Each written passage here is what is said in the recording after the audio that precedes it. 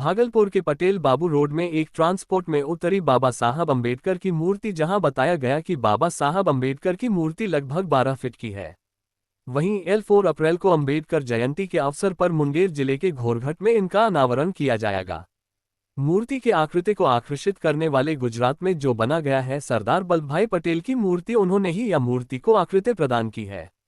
वहीं समाज के सभी समाज सेवी 14 अप्रैल को बाबा साहब भीमराव अंबेडकर के अनावरण के लिए सभी भागलपुर वासी को भी आमंत्रण करते हुए बाबा साहब अंबेडकर के जयकारे के नारे लगाए।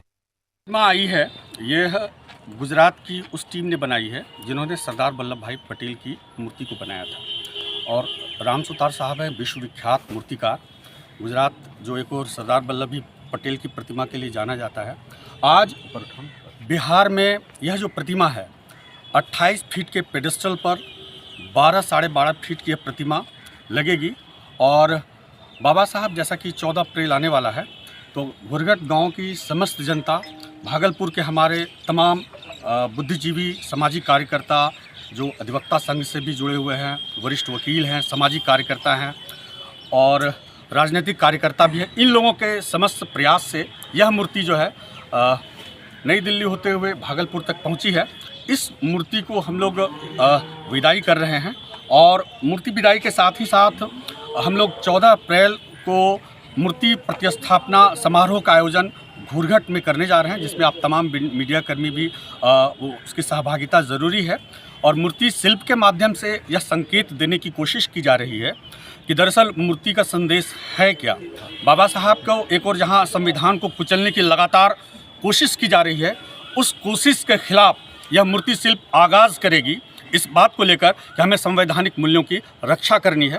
आने वाली पीढ़ी भी बाबा साहब ने इस देश के लिए, जैसे रिजर्व बैंक ऑफ इंडिया की स्थापना की, महिलाओं के लिए काम किया, 12 घंटे से 8 घंटे का काम दिया, मातृत्व अवकाश दिया, साथ ही साथ देश के सबसे बृहत संविधान की रचना की और उस संविधान के मूल स्वरूप को बचाने की जिम्मेवारी तमाम लोगों की है, तमाम भारत के नागरिकों के लिए है। इसलिए यह मूर्ति आज भागलपुर से घोरघट के लिए रवाना होगी। विशेष बात हमारे रिंकू जी भी बताएंगे।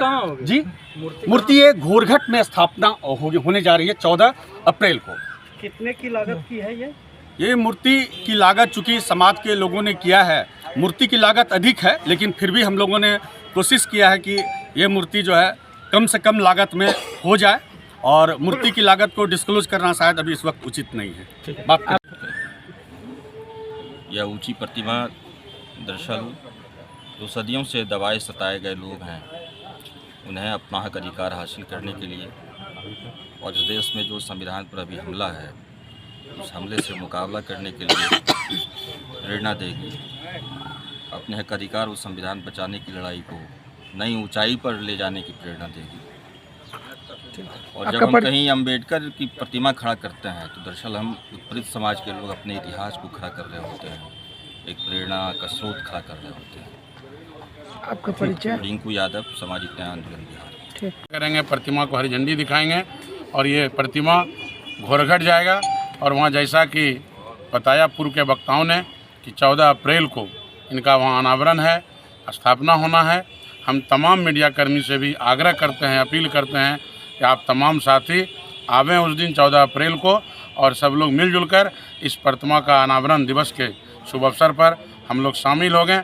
और इसके लिए मैं पूरी टीम को, जो घोरघट समाज की पूरी टीम है जिन्होंने ये काम करने का प्रयास किया है, निर्णय लिया है, उसके लिए मैं ढेर सारी शुभकामना और बधाई उन तमाम लोगों को देता हूं जिन लोगों ने ये निर्णय लिया है।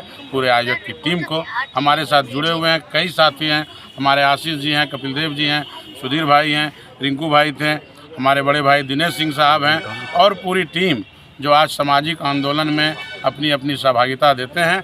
ये सारे लोग आज हैं यहाँ पे। सबों का मैं बहुत बहुत आभार और धन्यवाद करता हूँ। आज सब यहाँ पे कम समय में, शॉर्ट नोटिस में सब लोग आए हैं, इसलिए सबों का आभार और धन्यवाद है। पर बहुत ही खुशी की माहौल है। और जैसे ही हम लोगों का अधिवक्ता समाज को इसकी सूचना मिली कि बाबा साहब की आदम कक्ष की प्रतिमा हमारे भागलपुर की धरती पर है, तो हम लोग तमाम साथी अधिवक्तागण, आशीष रंजन जी, एडवोकेट दिनेश सर, मिथिलेश जी, पप्पू यादव, रंजन कुमार, महेश यादव, सभी हम लोग आके और हमारे टीएनबी महाविद्यालय कॉलेज के स्टूडेंट सभी लोग आए और ये बाबा साहब को यहाँ से विदाई दे रहे हैं। और हम लोगों में बहुत ही खुशी की माहौल है, चूँकि अधिवक्ता समाज से है।